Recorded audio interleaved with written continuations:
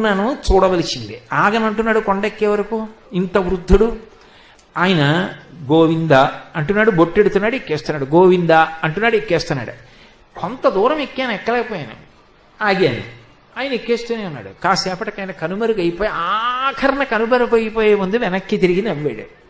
నాకప్పుడు వీపు మీద కొరడాతో కొట్టినట్టు అయింది. తగ్గిందా అహంకారం అని. స్వామి నటించుచుండు ఈ శైలమందు. ఎక్కడ చిన్న అహంకారం వచ్చినా దిద్దడానికి సిద్ధంగా ఉంటాడు. బహుశः ఆయనే ఆ రూపంలో అలా ఎక్కాడేమో. కాబట్టి గోవిందనామముల్ గొంతెత్తి పాడుచు కొండెక్కు భక్తుల గుంపులొకట. ఆయనకి వెంకటేశ్వర అన్న పేరు పౌరాణికంగా వచ్చింది. ఎందుకని అంటే వేం అంటే పాపం, కటతే యస్మాత్ పాపదహన శక్తితః వెంకటాచల విత్యేవ నామదేవస్తదా జగుహు అని వ్యాసుడు.